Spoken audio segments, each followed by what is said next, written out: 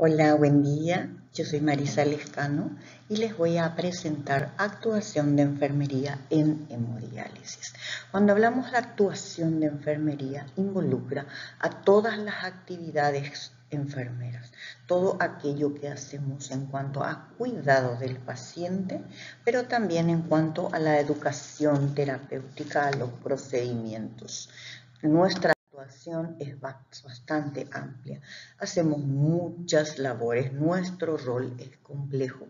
Trabajamos con otros miembros del equipo multidisciplinario y en general en nuestra especialidad somos expertos para manejar o manipular los accesos vasculares, sean estos de manera temporal como los catéteres o sean catéteres de larga permanencia. También estamos capacitados en manipular o en canular fístulas, sean estas nativas o protésicas.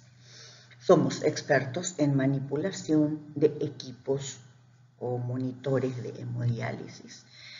También estamos capacitados para realizar actividades con mucha asepsia para prevenir las infecciones, y esto también involucra a la educación terapéutica. Le enseñamos al paciente cómo cuidar su acceso vascular, cómo cuidar su catéter, cómo cuidar su fístula para que pueda prevenir la posibilidad de infección. Incluso estamos involucrados en que la calidad del agua para hacer la hemodiálisis sea la requerida, porque acuérdense ustedes, nosotros a medida que estamos haciendo el tratamiento de la diálisis, estamos generando el líquido de diálisis. A medida que se hace la diálisis, usamos agua tratada y se mezcla con el bicarbonato y el ácido. Entonces, el control de calidad del líquido de diálisis, que no se realiza en el momento de la diálisis, sino se realiza previamente, en el agua. Por eso es tan importante que el agua tenga una calidad comprobada desde el punto de vista físico-químico y también calidad desde el punto de vista bacteriológico. Y es nuestra responsabilidad generar el líquido de diálisis, entonces el agua es importante que esté en buenas condiciones. También si hay posibilidad o el esquema de trabajo en el centro de diálisis en el que se desempeñan reutiliza material, entonces estaríamos capacitados para hacer reprocesamiento para que se pueda reutilizar. Recuerden ustedes que según la normativa vigente desde el año 2019, en el Paraguay, en centros públicos y privados, solo se puede reutilizar filtros. Todo lo demás se debe descartar. Actualmente en los centros públicos y autárquicos no se reutiliza material, ningún material, se tira todo, incluso el filtro. En los centros tercerizados, los centros privados que brindan servicios a la Seguridad Social y al Ministerio de Salud Pública reutilizan los filtros. Entonces, estamos capacitados en enseñar, en educar al paciente en cuanto a su tratamiento y su enfermedad y cómo cuidarse. Estamos capacitados para el cuidado enfermero, cualquier tipo de terapia de sustitución renal, y bueno, también estamos capacitados para aquel paciente que requiere cuidado paliativo porque no es apto o candidato para ninguna terapia de sustitución, o el paciente se niega a recibir este tipo de tratamientos. Entonces, para administrar cuidados enfermeros en hemodiálisis necesitamos conocimiento, hay que saber. Necesitamos habilidades, hay que saber hacer, adquirir las competencias, ¿sí? Y todo va enfocado a que el paciente sea el protagonista de su cuidado, que sepa lo que tiene que hacer, que sepa cómo cuidarse. Un paciente informado es realmente el que se convierte en protagonista de su autocuidado. Autocuidado es el hecho de que el paciente sea capaz de hacerse responsable de cuidarse a sí mismo, fuera del ambiente hospitalario, en su casa, en el lugar en el que se desempeñe cuando no está dializando, y también sea capaz de cuidarse cuando está en tratamiento dialítico. A pesar de tener profesionales psicólogos y de otras áreas, la labor enfermera también involucra el apoyo emocional al paciente. Siempre hay que estar dándole apoyo al paciente, porque muchas veces ellos están pendientes de lo que le dice su enfermero, de cómo enfoca cualquier situación o problema que se le presente, y el solo hecho de escucharlo a veces ya es una forma de apoyarlo de manera emocional. También recordar que los pacientes en hemodiálisis son pacientes que están polimedicados y que tienen muchas comorbilidades. Es decir, estos pacientes tienen muchas posibilidades de que se compliquen en varios aspectos. Es por eso que llamamos a estos pacientes de alto riesgo. Aparte de que están permanentemente expuestos a elementos extraños a su cuerpo, que son las vías de conducción para hacer el tratamiento hemodialítico, las líneas o tubuladuras, el filtro, el agua. Todos estos elementos generan en el paciente una reacción inflamatoria de manera crónica, y el paciente inflamado es mucho más susceptible. Entonces, cualquier error que nosotros podamos cometer o alguna omisión hace que tenga consecuencias en el paciente, y es muy importante incorporar el concepto de que ellos no están protegidos muchas veces porque no tienen defensas en su cuerpo, están siempre inflamados y son de alto riesgo. Paciente con comorbilidades y paciente con mucha medicación, son polimedicados. Entonces la seguridad es sumamente importante, y nosotros también tenemos que enfocar la seguridad desde el punto de vista de enfermería, no solo la seguridad del paciente, sino que al administrar cuidados nosotros no estemos expuestos y haya un quiebre en nuestra propia seguridad. En cuanto a la prevención de riesgos pasa lo mismo. Hay que prevenir el riesgo de que uno se equivoque en la medicación o en la administración o en la dosis, se equivoque en algún punto de manipulación de acceso vascular, o que haya riesgo de caída del paciente. El paciente hipotenso que se levanta rápido y hace una hipotensión postural y se cae, o el paciente que tiene hipercalemia o hiperpotasemia y trata de pararse y se cae porque las piernas no le responden. Entonces es muy importante que el paciente esté informado también para que pueda prevenir estos riesgos. Y desde el punto de vista de la actuación de enfermería, también nosotros cuidarnos en el riesgo, sobre todo ergonómico, al momento de canular o punzar una fístula, que a veces nos agachamos y encorvamos completamente el cuerpo, y después eso repercute en dolores en varias partes del cuerpo. También hay que considerar que cada vez tenemos más herramientas y nuestras máquinas son de última generación, entonces tenemos que lidiar con la tecnología. Hay que lidiar también con el hecho de que el paciente está, al igual que nosotros, a un clic de la información. El paciente tiene un celular inteligente y puede buscar toda la información que él considere. Entonces está permanentemente informado, y nosotros tenemos que también informarnos para poder ayudarle a discernir entre la información que no es realmente exacta y la información que es buena para su crecimiento. Otro factor que tenemos que considerar, que somos personas cuidando personas, y el factor humano es uno de los aspectos más difíciles de controlar. El ser humano por naturaleza se revela ante todo lo establecido, y por el solo hecho de que se le impone unas normas, unas directrices, un protocolo de actuación, a veces se saltan por el solo hecho de hacerlo, y otras lo hacen porque creen que están haciendo bien. Nuestra actuación empieza mucho antes de que se dializa el paciente. Hay todo un conjunto de actividades que hacemos previo a la conexión del paciente a la máquina. Durante su tratamiento, mientras está conectado a la máquina, podemos modificar los parámetros, realizar los controles y administrar medicación, y actuar en consecuencia a las complicaciones que se presenten, ya sean en el paciente, que serían las complicaciones clínicas, o alguna incidencia o complicación técnica, ya sea con el circuito extracorpóreo, con la máquina, con el acceso vascular, lo que se presente. Posterior al tratamiento, una vez que desconectamos al paciente, también es crucial la actuación en la hemostasia, si es portador de fístula, en el sellado correcto del catéter de la manera más aséptica posible, si es portador de catéter, y los controles, que el paciente no esté hipotenso al momento de salir de la máquina, pensar en su confort, y después recién que el paciente se pueda retirar. Otra actuación muy importante posterior a la diálisis es la desinfección de la máquina.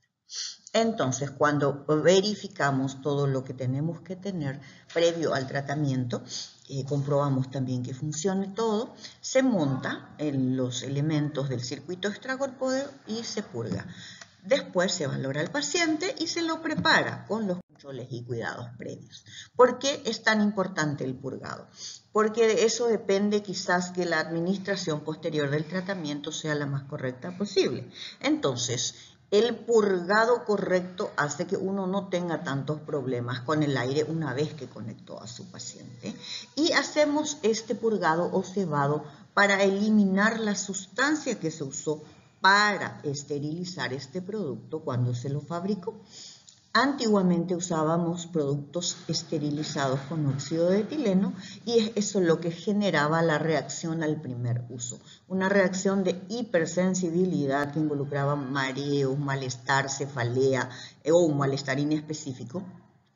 Y bueno, aparentemente en la actualidad la mayoría de los elementos que utilizamos es esterilizado con rayos gamma. De hecho, en algunos países prácticamente ya no se usa el óxido de etileno, pero nosotros a veces tenemos algunos componentes del circuito extracorpóreo que todavía están esterilizados con ETO. Por eso es tan importante mirar el empaque, el envoltorio, para saber con qué fue esterilizado el producto.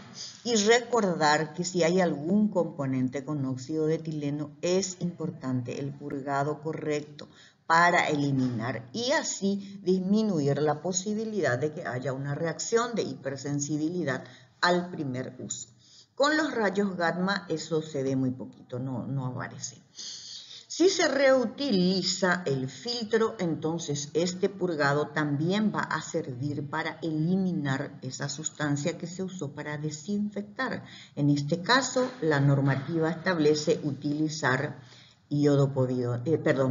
ácido peracético. En el pasado hemos usado iodopovidona en clínicas, por ejemplo, y en otros lugares.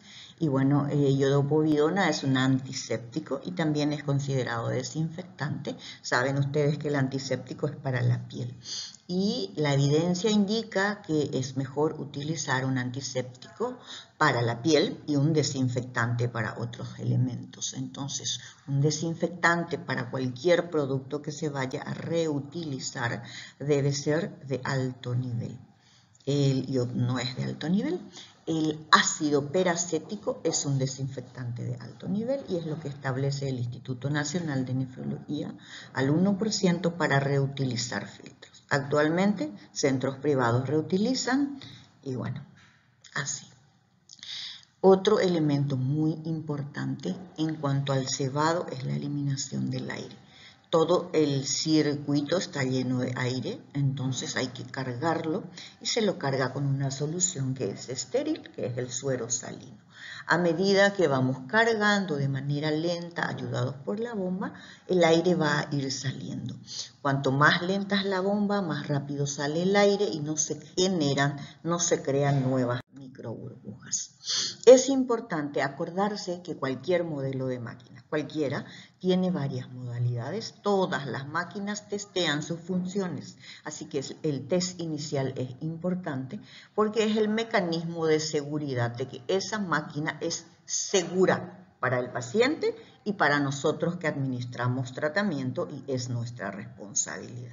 Una máquina que no testea, no tenemos la seguridad de que cumplan todas sus funciones. También diferenciar que la máquina tiene más de una modalidad, que si está en preparación o cebado no va a desinfectar, que si está haciendo diálisis no se puede desinfectar, o al revés, si está desinfectando no puedo conectar al paciente. Entonces, cada modalidad tiene su función y su finalidad y es importante diferenciarlo. Por ejemplo, si estoy preparando no voy a tener presión venosa porque no hay paciente. Entonces, es importante diferenciar las modalidades para tener propiedad y criterio para hablar en cuanto a lo que le pasa al paciente, alguna manifestación clínica o una complicación que se le presente. Entonces, tenemos la preparación, que en cualquier modelo se puede llamar así o diferente, la hemodiálisis o diálisis y la desinfección, que siempre cualquier modelo de máquina tiene más de una modalidad de desinfección. Siempre tiene que tener la posibilidad posibilidad de hacer más de una forma de desinfección.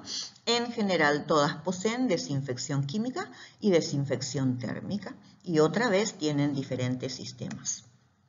Es muy importante entonces en el momento del cebado que el filtro esté completamente purgado por dentro y por fuera para eliminar todo el aire. Es decir, vamos a cargar por dentro una solución que es estéril, el suero salino, y por fuera el baño de diálisis, que es agua tratada con control de calidad, mezclada a través de la máquina con el ácido y el bicarbonato. Repetir entonces que la clave del éxito está en la bomba lenta. Bomba lenta quiere decir menor a 200, entre 160 y 180 para el purgado. Genera siempre la sensación de que uno está apurado y tiene que pasar rápido el suero, de que está haciendo su trabajo más rápido cuando pone la bomba a 300 o a 600. Realmente lo que hace es pasar el suero rápidamente. Pero genera turbulencia, entonces se generan muchas burbujas. Se puede evidenciar, esto se puede buscar, la bomba lenta elimina más rápidamente las burbujas, que a veces cuando es micro burbuja con el suero transparente no se ve, pero cuando se conecta al paciente la máquina empieza a alarmar porque detecta el cazaburbujas, micro burbujas. Entonces es preferible cebar y usar, es decir, purgamos todo, está lista la máquina, la podemos dejar parada o la podemos recircular, hacemos los controles previos al paciente y conectamos al paciente. No es recomendable que se purgue y se apague o que se purgue y quede ahí esperando por horas. Si eso ocurre, se debería de purgar nuevamente con otro litro de suero para asegurar que no haya contaminación del circuito extracorpóreo. Entonces la bomba lenta elimina las burbujas y la bomba alta pasa suero pero genera muchas burbujas. Si el purgado se hace sin conectar el baño de diálisis o dializado, siempre va a tener burbujas. ¿Por qué? Porque es un capilar de fibra hueca. Entonces, al ser un capilar de fibra hueca quiere decir que aire está corriendo por todas partes. Y bueno, esto que está lleno de aire por fuera es que cargamos con líquido, en este caso el baño de diálisis. ¿Por qué es que se va a llenar el circuito? Porque el capilar por donde vamos a dializar a nuestro paciente es un capilar semipermeable, es decir, deja pasar moléculas de soluto y agua a través de él, dependiendo de cuántos poros tiene y del tamaño de los poros y del tamaño de las moléculas. Entonces va a ir pasando también el aire si el poro es grande y el circuito se llena de burbujas, pequeñas burbujas que a veces no son perceptibles a simple vista, y cuando uno conecta al paciente y empieza a tomar el color de la sangre es que uno se da cuenta que el circuito tiene aire. En cuanto a los cuidados de enfermería, entonces, después del proceso de conexión, de acuerdo al acceso vascular del paciente, uno valora al paciente, a los controles que realiza, de acuerdo a lo que va encontrando, y también va modificando los parámetros de tratamiento. La indicación médica que involucra cuántas horas se va a dializar, cuánto va a ser el flujo sanguíneo o la velocidad de bomba y cuánto líquido se le va a sacar o cuánto va a ser su ultrafiltración, si se va o no a hacer un perfil para sacar ese líquido y si se va a aumentar o no el sodio, se va a variar o no la temperatura. Todos estos parámetros están indicados por el médico tratante y el enfermero puede modificar estos parámetros en el transcurso de las 4 horas de diálisis. Todos los parámetros que se introducen al monitor o máquina se pueden modificar en cualquier momento de acuerdo a la respuesta o a la evolución del paciente. Recordar que la administración de hemodiálisis es responsabilidad de enfermería. El paciente recibe tratamiento que es indicado por el médico, pero es administrado por enfermería. Entonces, la diálisis es nuestra responsabilidad. Programar de acuerdo a la indicación médica, valorar al paciente, conectar al paciente, cuidarlo durante su tratamiento, controlarlo las veces que hagan falta. Entonces, accesar al torrente circulatorio a través de su acceso vascular, sea este fístula o catéter. Si es fístula, entonces nosotros punzamos actualmente la punción ambas agujas mirando hacia el corazón, que sería la punción anterograda.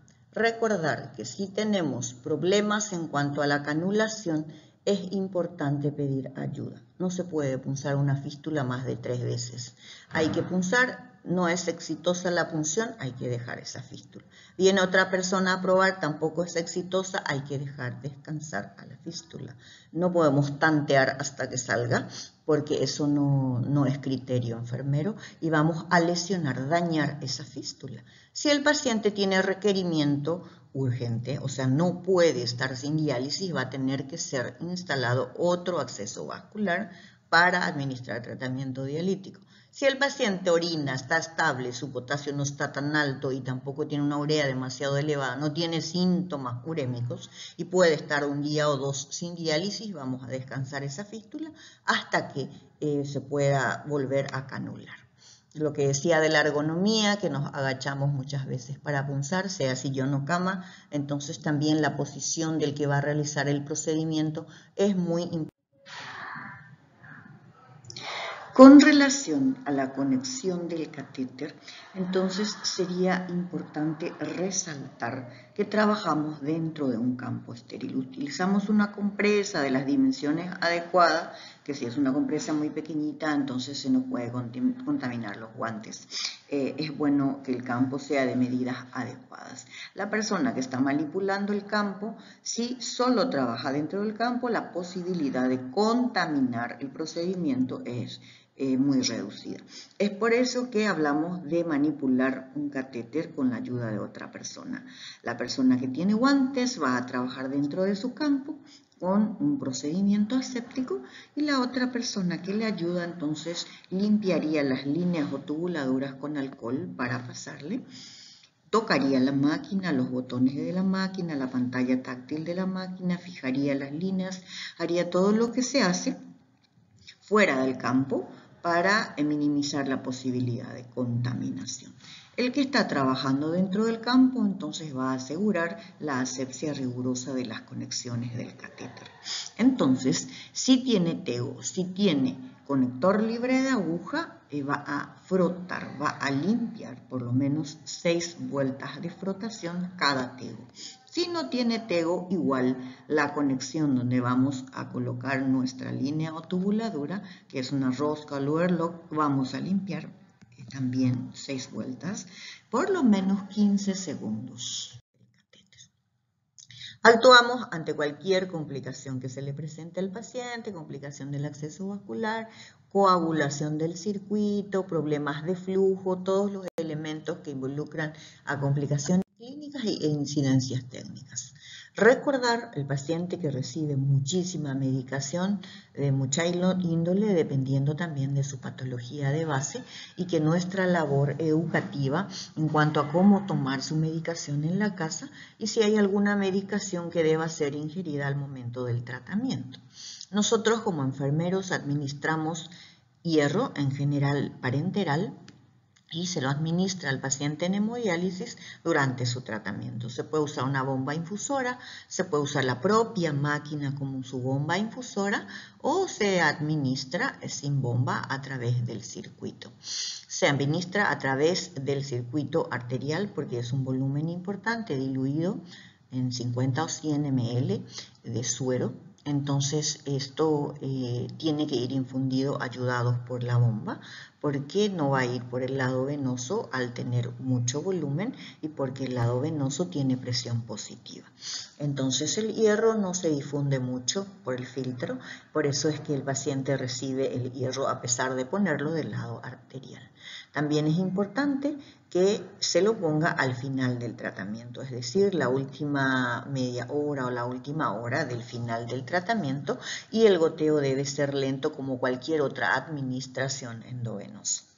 También nosotros como enfermeros administramos en general en la mayoría de los centros la eritropoyetina. En algunos lugares se lo administra el propio paciente y en algunos otros lugares hay un esquema en el que hay una persona encargada de hacer ese trabajo.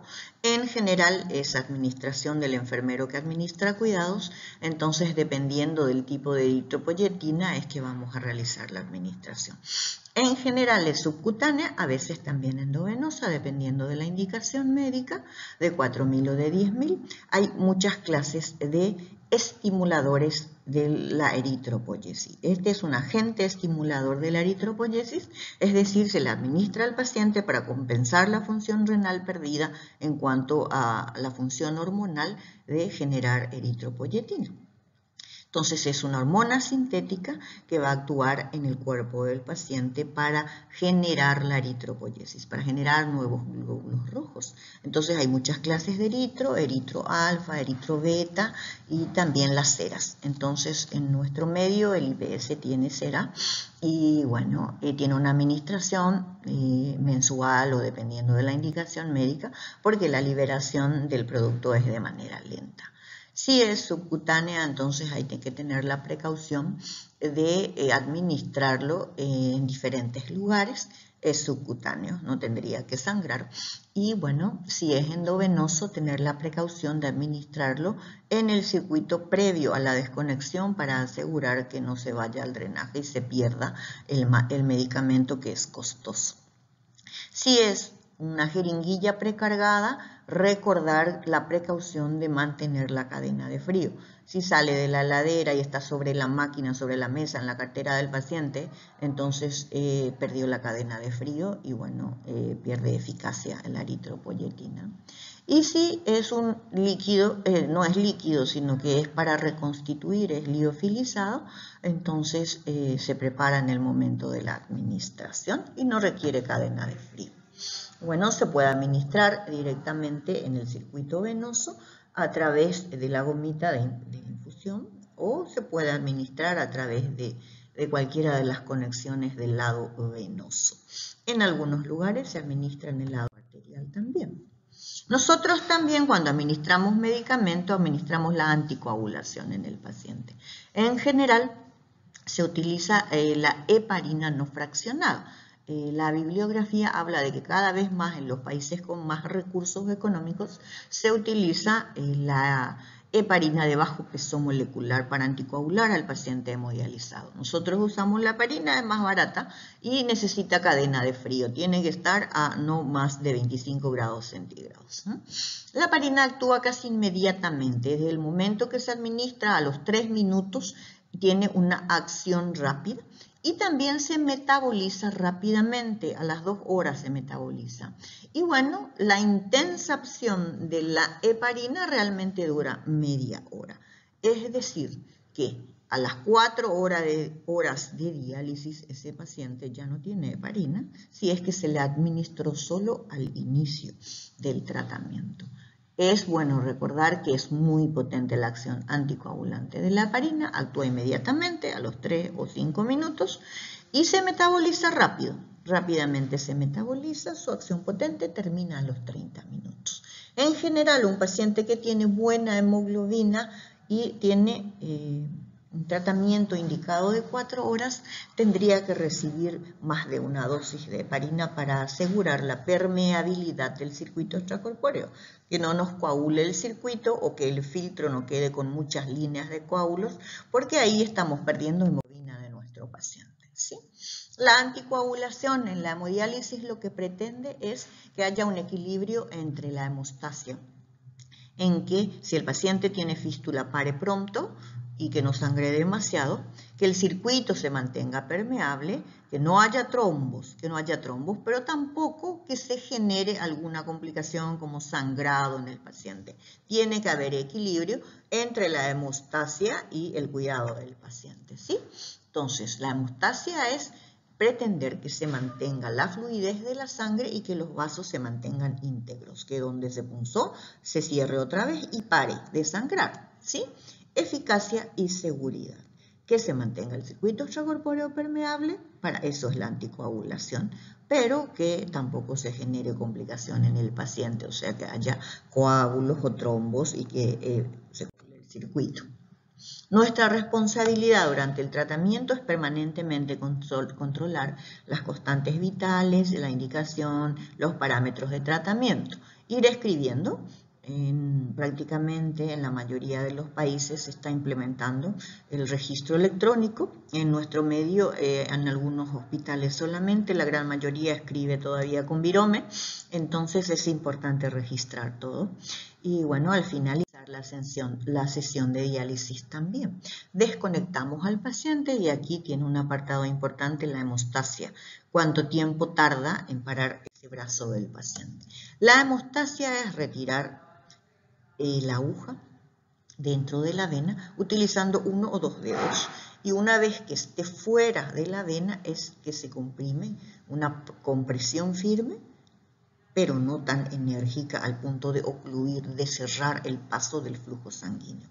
Y esta oclusión firme debe permanecer allí sin mover ni revisar, y ahí se consigue la hemostasia. Si uno retira la gasa o mueve o no se da cuenta dónde apretó, ahí el tiempo de hemostasia se prolonga porque no estamos acertando el agujero. Entonces, si va a hacer una compresión para la hemostasia por el profesional enfermero, usa uno o dos dedos. Si la fístula se punza en lugares cercanos, se puede usar una sola mano. El paciente puede también hacer la compresión de su brazo, esto implica autocuidado, entonces es importante que el paciente entienda cómo tiene que hacerlo, que nosotros le enseñemos la técnica y que tiene que entender que hay un tiempo de hemostasia, que la piel para enseguida, pero la vena que tiene un flujo alto dentro tarda más, entonces es importante comprender eso. Y trabajar el apuro del paciente, el apuro del enfermero. Y posterior a eso, importante recordar que para ir a la casa la gasa debe ser cambiada y usar una gasa limpia, pequeña, no hace falta que sea gigantesca, y poner un esparadrapo, un adhesivo que cubra con seguridad, pero no hace falta liar por el brazo como chorizo. ¿Sí? Ahí lo que hacemos es apretar un poco, se ve que está apretadito, entonces a veces eso tiene una repercusión en la vida útil de la fístula en años, porque tiene estenosis y tiene trombos posteriormente. Tengo aquí esta diapositiva de Wilmer Jean, que es un compañero peruano, solo para graficar esto. Es apretar demasiado. Ven ustedes que la piel forma un pliegue y la gasa es gigantesca. No hace falta que sea así, si ya paró, ya paró. Entonces hay que apretar hasta que pare y después cambiarle la gasa, ponerle una que sea de tamaño adecuado y cerrarle sin apretar demasiado.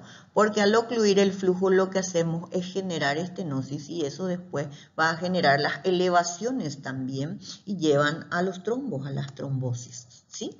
Esa es la razón por la que hay que esperar que pare la hemostasia, es importante y es responsabilidad de enfermería. Y se va a la casa con una gasa pequeña sin llevar un leucoplas o adhesivo o esparadrapo que esté dando 4 vueltas por el brazo. ¿Sí? Esa sería la forma correcta. Al finalizar el tratamiento, los cuidados que administramos postdiálisis, entonces involucra que el paciente reciba la hemostasia adecuada, que el catéter esté sellado de la manera correcta, que los controles sean realizados y anotados, incluidos signos vitales, peso, evaluación, valoración de cómo sale el paciente caminando, que de buen ánimo, no está mareado, no hace hipotensión postural, todo eso. Y finalmente la desinfección de la máquina. Primero se limpia y después se desinfecta y se tiene que usar un producto que sea eficaz para la superficie de la máquina en la parte externa y un desinfectante de alto nivel por dentro. Es decir, la máquina desinfecta, hace desinfección química con ácido peracético o con el producto que diga el fabricante dependiendo del modelo de la máquina. Si es ácido peracético es desincrustante y desinfectante y es desinfectante de alto nivel.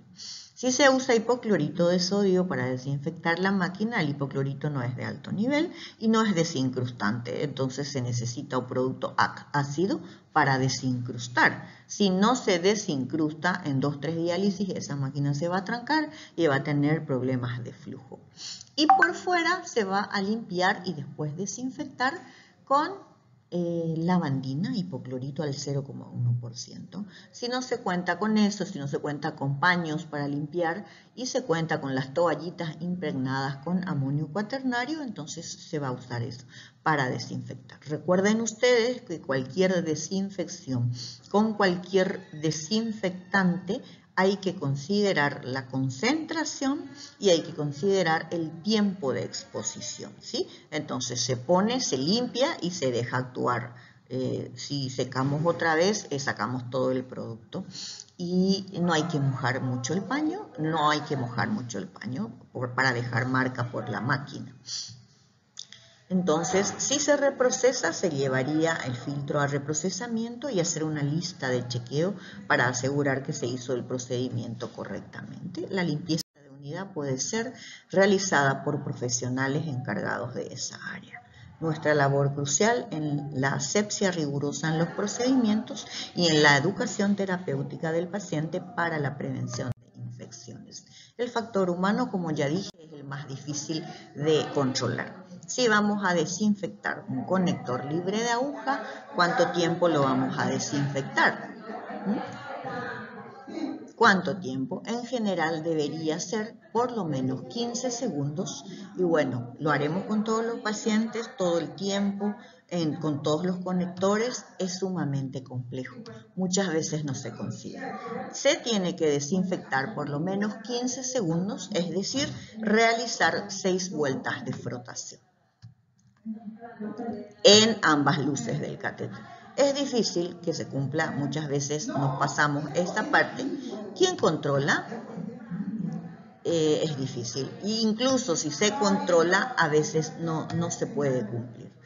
El factor humano es una variable difícil de controlar. A pesar de que haya procedimientos estandarizados, haya protocolos, guías de trabajo, el factor humano es el más difícil de controlar.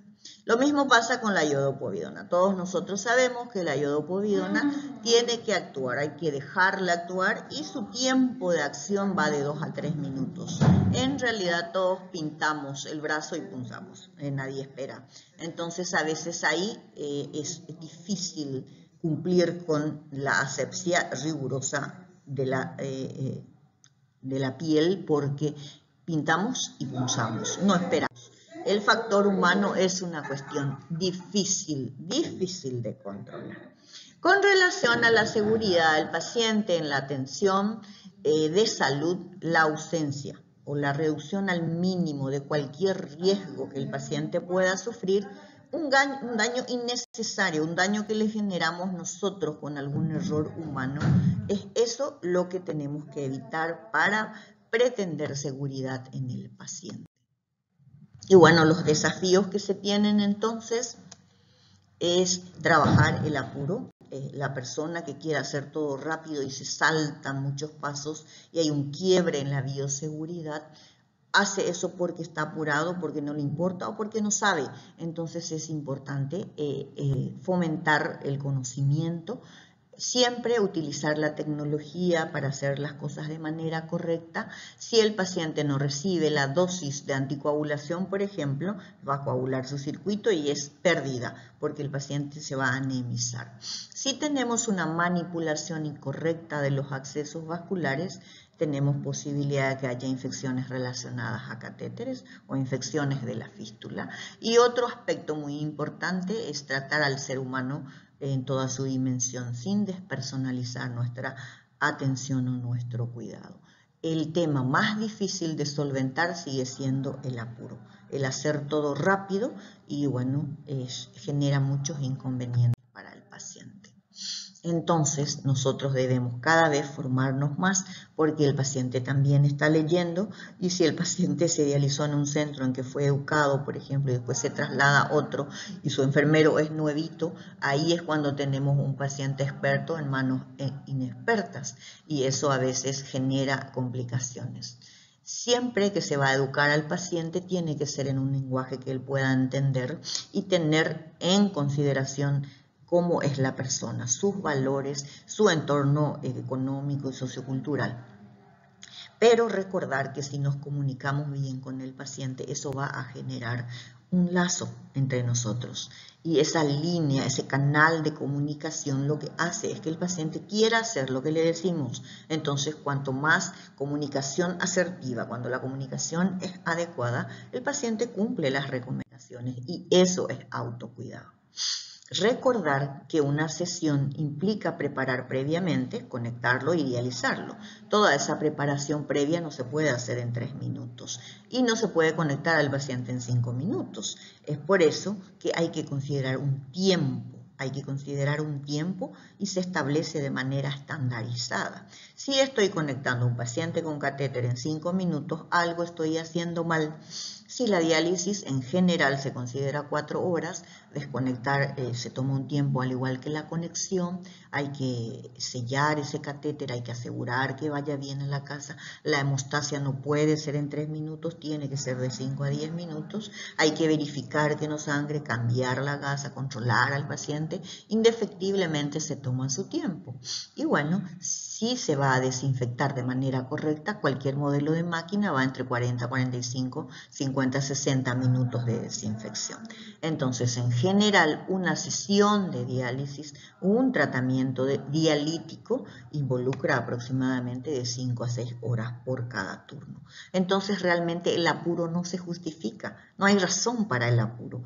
Hay que sacar el chip del apuro y trabajar en concepto de paciente, de lo mejor para el paciente y en la seguridad de nuestros procedimientos. No es sencillo, pero es algo que tenemos nosotros que procurar fomentar. Concluimos entonces que nosotros atendemos de manera integral al paciente, valoramos cada necesidad dependiendo de cada paciente, administramos la indicación médica de acuerdo al tratamiento más adecuado y en todo momento valoramos al paciente en toda su dimensión, incluidas sus conocimientos.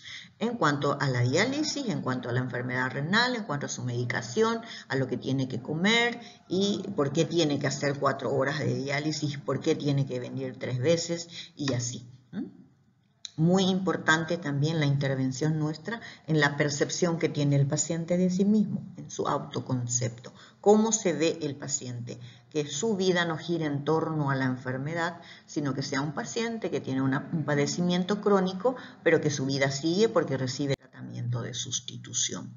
Y bueno, nosotros tenemos que estar permanentemente formándonos y adquirir experiencia para tener competencia, para poder siempre valorar, observar, aprender a cómo hacer toda técnica nueva o modificación de técnica que aparece y la educación terapéutica, cómo nosotros enseñamos a nuestro paciente para que este paciente se pueda cuidar a sí mismo. Y eso es todo. Entonces, muchísimas